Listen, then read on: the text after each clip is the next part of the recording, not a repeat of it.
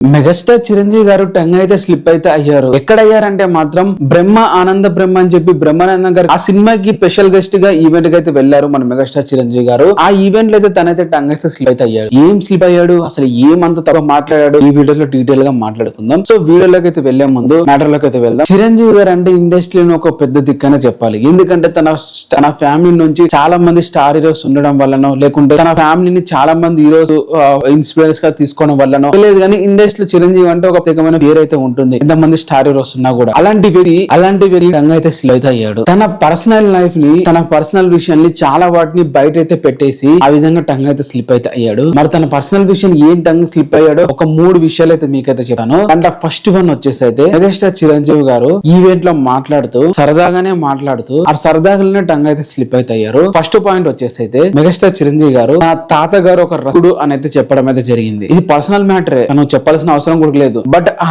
Event లో వచ్చేసి తాతగారి గురించి మాట్లాడాలి కాబట్టి ఈ తాతగారు అనే టాపిక్ అయితే రావడం జరిగింది. దాంట్లో మెగాస్టార్ చిరంజీవి గారు చాలా లౌడ్ మూవ్మెంట్ గా మాట్లాడుకుంటూ మా తాత ఒక రసికుడు అనే రేంజ్ లో అయితే చెప్పుకొని వచ్చాడు. ఇంతటితో చెప్పేస్తే పెద్ద ప్రాబ్లం అయితే ఉండదు. బట్ తన తర్వాత నా మాటలు వింటే మాత్రము అందరు కూడా ఆశ్చర్యం అయితే కలిగిస్తుంది. ఏంటంటే మా తాతకి 2 భార్యలు అనేది చెప్పుకుని అయితే వచ్చారు. పర్లేదు, ప్రతి ఒక్క స్టార్ హీరో 2 భార్యలు అయితే ఉన్నారు, దాంట్లో ఎటువంటి తప్పైతే లేదు. బట్ అది కూడా కాకుండా 2 భార్యలు ఉన్నదని చెప్పకుండా తనకి ఇంకొక ఎఫేర్ కూడా ఉందని అయితే చెప్పని వచ్చాడు. ఆ ఒక్క ఎఫేరే కాదు, ఇంకా 4-5 ఎఫేర్లు కూడా ఉంటాయి, మాకు తెలియదు అని చెప్పి మేడం మీద జరిగింది. మెగాస్టార్ చిరంజీవి గారు వాళ్ళ తాతగారు ఎన్ని పనులు చేసినా కూడా ఇంత అవుడుగా చెప్పాల్సినంత అవసరం అయితే లేదు ఆ స్టేజ్ మీద అయితే నా ఒపీనియన్. ఎందుకంటే అనవసరం ఆ మ్యాటర్ చెప్పడమే. బట్ మెగాస్టార్ చిరంజీవి గారు చెప్పారు. ఈ రోజు సోషల్ మీడియాలో ట్రోల్ అయితే అవుతున్నారు. ఎందుకంటే ఇలాంటి ఒక మ్యాటర్ చెప్పాల్సినంత అవసరం అయితే లేదు కదా. సో ఇలాంటి మాటలు మాట్లాడి టంగ్ అయితే స్లిప్ అయ్యాడు మన మెగాస్టార్ చిరంజీవి గారు అనేది. సో తన తాత రసికుడే, బట్ 2-3 వైఫ్లు 4 వైఫ్లు ఉన్నారు, ఉన్నాయి అని ఇలాంటి చెప్పడం ఏంటి?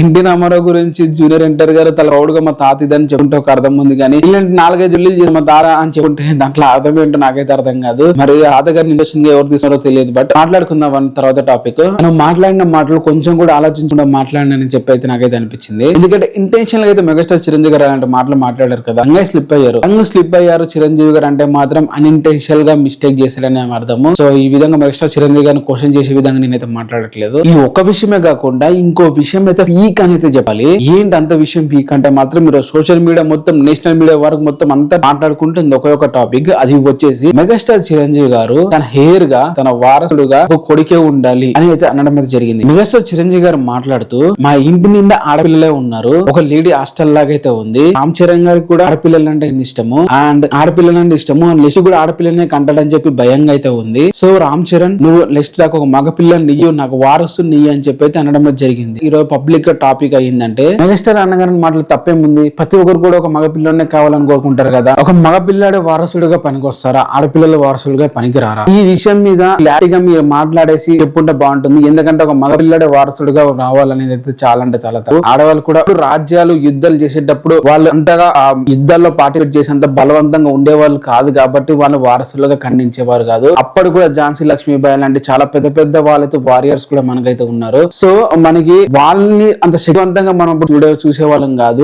బట్టుడున్న లేడీస్ అయితే చాలా శక్తివంతంగా ఉన్నారు, ఒక వారసులుగా అనుకొచ్చే విధంగానైతే ఉన్నారు. సో ఆడపిల్లైనా మగపిల్లైనా కానీ ఎవరైనా ఒకటే విధంగా అయితే చూడాలి అనేది నా ఒపీనియన్. అండ్ ఇది ఒకటే కాదు, నేషనల్ మీడియా కూడా సెక్సిజం అని చెప్పి చాలా విధాలుగా అయితే మాట్లాడుతున్నారు వాళ్ళు. సో నేషనల్ మీడియా వరకు వెళ్ళిందంటే ఇక టాపిక్ ఏ విధంగా మెగాస్టార్ చిరంజీవి గారు డ్రాగ్ అయితే చేస్తున్నారు అంటే తీసుకున్నారో మీరే అర్థం చేస్తారు. ఫైనల్ గా చెప్పాల్సింది ఒకటే పాయింట్, ఇంకొక మిస్టేక్ కూడా చేశారు మెగాస్టార్ చిరంజీవి గారు.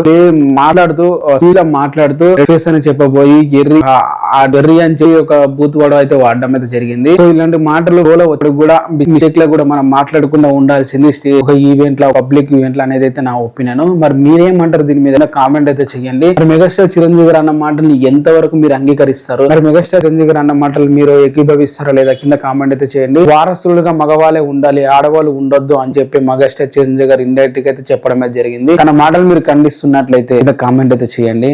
అండ్ లేదు తప్పు అనుకుంటే మాత్రం కింద కామెంట్ చేసి మీ ఒపీనియన్ కూడా చెప్పండి. మరి ఏమంటారు? Thank you for the watching.